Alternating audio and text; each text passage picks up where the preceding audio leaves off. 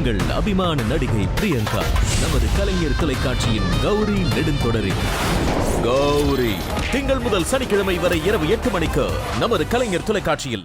ஏற்கனவே நாகபந்தனம் தன்னோட சக்தியை இழந்துட்டு இருக்குன்னு சொல்லிட்டு இருந்தான். ஆனா அது முழு சக்தியை இழந்து அதனால கனகதுர்கா அருள் அவளுக்கு கிடைச்சு அவ தப்பிச்சிருப்பாளோ? அப்படி நடந்திருந்தா அதுக்கு காரணம் நீங்க தான். என்னது? நானா? நான் என்ன பண்ணேன்? நான் அவ்வளவு தூரம் சொல்லியும் உங்களால அந்த கௌரியை தடுக்க முடியலல. அவ அம்மனுக்கு பாலபிஷேகம் பண்ணி அம்மனுக்கு சக்தியை திரும்ப கிடைக்க வச்சுட்டா. இதுவும் கூட அந்த கனகா தப்பிக்கிறதுக்கு ஒரு காரணமா இருக்கலாம்ல. ஐயோ மாயா, கௌரி தான் நேத்து பாலாபிஷேகம் பண்ணலையே. மயக்கத்துல அவ எங்க கூட கார்ல தானே இருந்தா. அப்புறம் எப்படி பாலாபிஷேகம் பண்ணிருக்க முடியும்? அவ பாலபிஷேகம் பண்ணல, ஆனா சாமிக்கு அபிஷேகம் நடந்திருக்கு.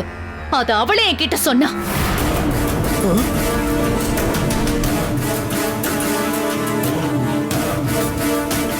கௌரி, அம்மனுக்கு பாலபிஷேகம் பண்றதா சொன்னியே, தவறாம பண்றியா? தவறாம பண்ணிட்டு தான் இருக்கேன். நேத்து கூட அபிஷேகம் பண்ணியா? நேத்து என்னால கோவிலுக்கு போக முடியல, ஆனா அபிஷேக பால் அம்மனுக்கு போய் சேர்ந்துருச்சு. எப்படி?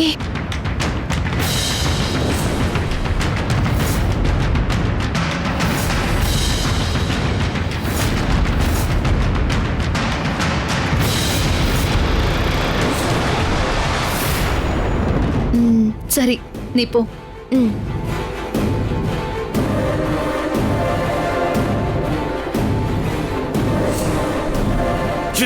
ஐயோ, ஏங்க? உனக்கு கொடுத்த ஒரு சின்ன வேலையை கூட ஒழுங்கா செய்ய முடியாத உன்னால?